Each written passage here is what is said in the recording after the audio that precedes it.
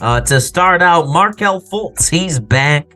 He's looking pretty good for your favorite team, the Orlando Magic. But tell us, Dalton, just how good has he been? And dive into the stats for us and let us know, what do we need to be looking out for with this guy now that he's back?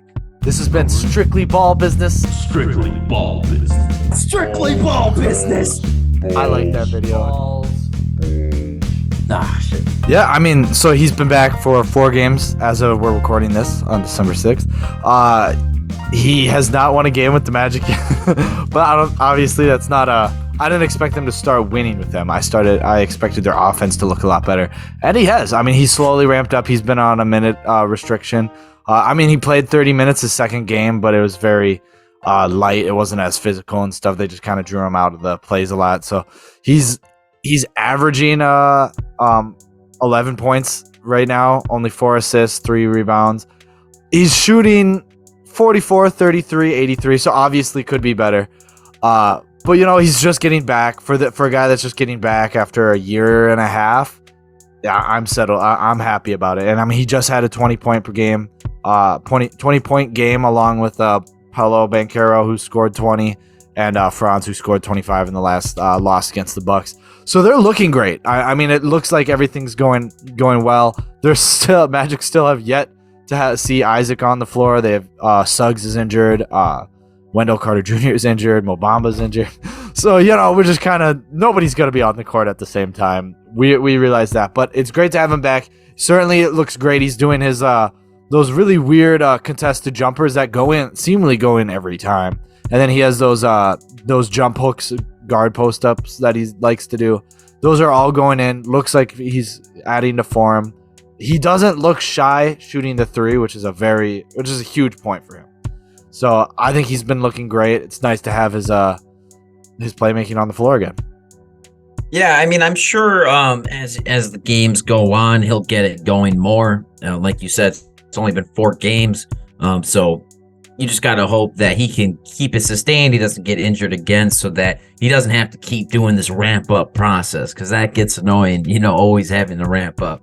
And I feel his skill set, we've seen in the past, has gotten better as he's played more games and gotten more comfortable. So as we see that happen this year, I think the other players around him will look better, and then they'll maybe get some more wins as well. Not that wins are that important right now anyways, but you are going to want to string together some, because realistically, this Magic team has their guys for the most part. I mean, you're going to maybe draft another guy in the draft this upcoming season, but that's one more guy. They really have who's going to be their core for the future already. So winning some games at the end of the year to have a feel-good moment going into the offseason, I think is great for not only coaching staff, but the team overall. And for a guy like Markelle, is going to do a lot to give the Magic the thumbs up and wanting to keep him around. Because if he's not contributing to winning basketball, then they're not going to see reason to really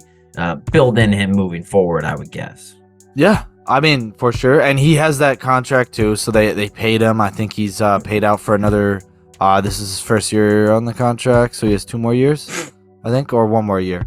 I forget. But, so the way things are, maybe I'm just thinking they're doing like the front office tanking thing, where any little injury, they're sitting out, they're fine, nobody's gonna, so because the front office, I feel like, wants 1 more good draft pick.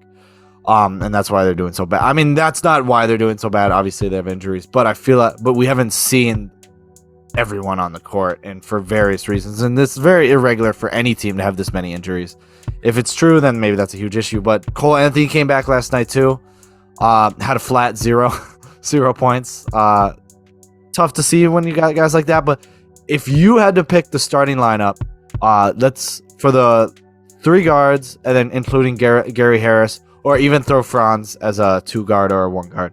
What do you see that who's starting and who's going to be your six man off the bench?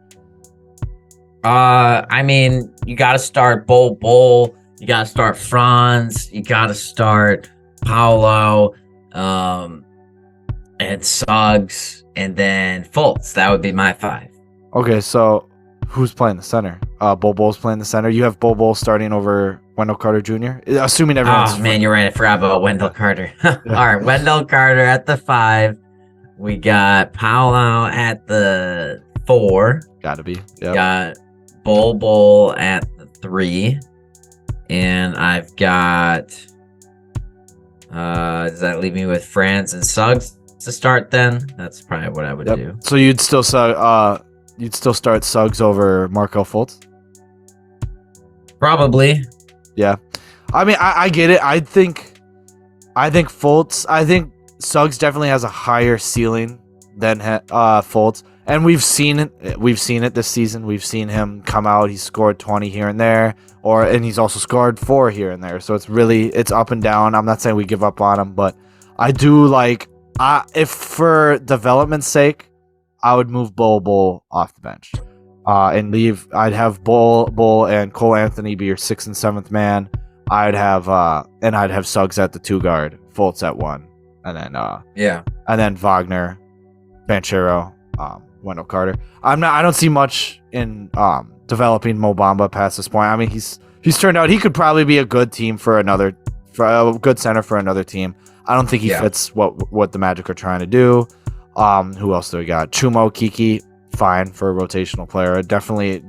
He's definitely going to be replaced by vets. Gary Harris, I like Gary Harris. I mean, he puts on valuable minutes. I like him off the bench. I like Terrence Ross off the bench. But obviously, this team's not going to win any playoffs. So if they want to move that area, they're going to have to move some guys around or make some good signings for vets and offs.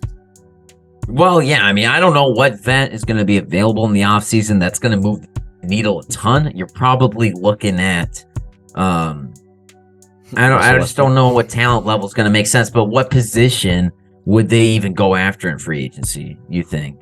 I think you definitely need a veteran guard. I think that would really help this team out. I mean, they got guys. I'm just looking at it. Bogdanovich wouldn't be bad, actually, as a guard. Will Barton. I'd love to see him in a Magic jersey. He'd be a great vet to have these guys. Yeah. Terrence Ross will be a free agent. I don't see them re-signing him. Pat Bev will be a free agent. Bring him in. Change our offense. He's going back to Minnesota. Probably. I hope so for you guys' sake. I mean, that'd be great. Josh Richardson. I think he wouldn't be a bad vet to have. I mean, it's kind of weird to say, but he's a vet now in the NBA. They got tons of guys out there that looking at the free agents list, but I think should be the time where they start to ramp up, where they start to say, all right, let's see what skill we have. I don't think drafting should be important right now. I think it's getting your talent on the floor and playing them with each other. And now that Fultz is back, Jonathan Isaac, I could give a shit when he's going to come back. I've replaced him in my heart already with Banchero and Wagner and Bol Bol. So he's lost his chance. Maybe we'll just take on D'Lo and we'll give you guys like Gary Harris and Jonathan Isaac, a healthy Jonathan Isaac, in quotations. Yeah, I don't know about that one. Yeah, that's fine. But what do you guys think? Markelle Fultz is back. He's better than ever. Yeah, kind of. I mean, what do you guys think? Comment that below. I want to know what you guys think about him. But like and subscribe. We like talking basketball. You guys like hearing about basketball. It's simple as that. That's it.